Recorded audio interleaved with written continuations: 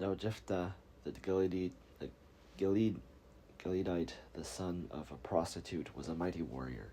Gilead was the father of Jephthah. Gilead's wife also bore him sons. And when his wife's sons grew up, and they drove Jephthah away, saying to him, "You shall not inherit anything in our father's house, for you are the son of another woman." Then Jephthah fled from his brothers and lived in the land of Tob. Outlaws collected around Jephthah and went raiding with him. After a time, the Ammonites made war against Israel. And when the Ammonites made war against Israel, the elders of Gilead went to bring Jephthah from the land of Tob. They said to Jephthah, "Come and be our commander so that we may fight with the Ammonites." But Jephthah said to the elders of Gilead, "Are you not the very ones who rejected me and drove me out of my father's house?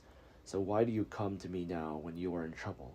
The elders of Gilead said to Jephthah, "Nevertheless, we have now turned back to you, so that you may go with us and fight with the Ammonites and become head over us, over all the inhabitants of Gilead." Jephthah said to the elders of Gilead, "If you'll bring me home again to fight with the Ammonites, and the Lord gives them over to me, I will be your head." And the elders of Gilead said to Jephthah, "The Lord will be witness between us. We will surely do as you say." So Jephthah went with the elders of Gilead, and the people made him head and commander over them. And Jephthah spoke all his words before the Lord at Mizpah. Then Jephthah sent messengers to the king of the Ammonites and said, "What is there between you and me, that you have come to me to fight against my land?" The king of the Ammonites answered, and the messengers of Jephthah, "Because Israel, on coming from Egypt, took away my land from Arnon to the Jabbok and to the Jordan. Now therefore restore it peaceably." Once again Jephthah sent messengers to the king of the Ammonites and said to him, "Thus says Jephthah, Israel did not take away the land of Moab or the land of the Ammonites, but when they came up from Egypt, Israel went through the wilderness to the Red Sea and came to Kadesh. Israel then sent messengers to the king of Edom, saying, "Let us pass through your land." But the king of Edom would not listen. They also sent to the king of Moab, but he would not consent. So Israel remained at Kadesh. That they journeyed through the wilderness, went around the land of Edom, and the land of Moab, arrived on the east side of the land of Moab, and camped on the other side of the Arnon. They did not enter the territory of Moab, for the Arnon was the boundary of Moab. Israel then sent messengers to King Sihon of the Amorites, king of Heshbon, and Israel said to him, "Let us pass through your land to our country." But Sihon did not trust Israel to pass through his territory. So Sihon gathered all his people together and camped at Jahaz and fought with Israel. Then the Lord, the God of Israel, gave Sihon and all his people into the hand of Israel, and they defeated them. So Israel occupied all the land of the Amorites, who inhabited that country.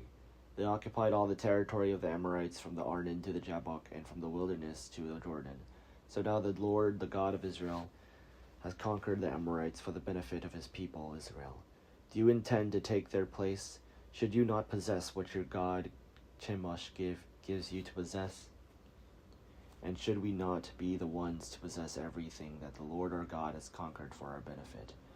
Now are you any better than King Balak, son of Zippor, or Moab? Did he ever enter into the conflict with Israel, or did he ever go into war with them?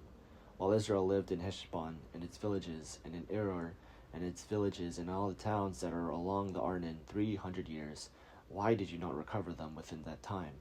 It is not I who have sinned against you, but you are the one who does me wrong by making war on me. Let the Lord, who is judge, decide today for the Israelites or for the Ammonites. But the king of the Ammonites did not heed the message that Jephthah sent him.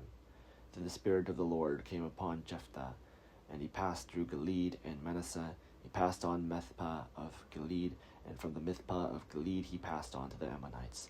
And Jephthah made a vow to the Lord and said, "If you will give me the Ammonites into my hand, then whoever comes out of the doors of my house to meet me, then I return victorious from the Ammonites, shall be the Lord's, to be offered up by me as a burnt offering."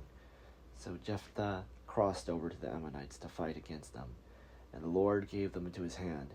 He inflicted a massive defeat on them, from Aroer to the neighborhood of the Minnith, 20 towns, and as far as Kadamim. So the Ammonites were subdued from the people of Israel. Then Jephthah came to his home at Mizpah, and there was his daughter coming out to meet him with the timbrels and with dancing.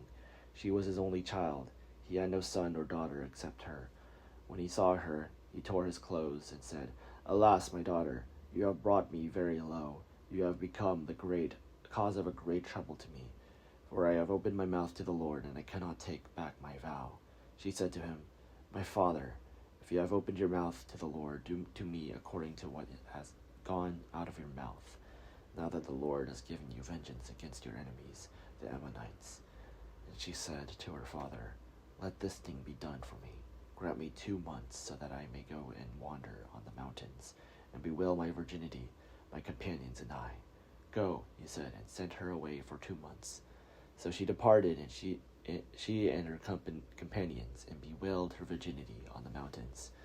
At the end of the 2 months she returned to her father, who did with her according to the vow he made. She never slept with a man. So those arose an Israelite custom that for 4 days every year the daughters of Israel would go out to lament the daughter of Jephthah the Gileadite.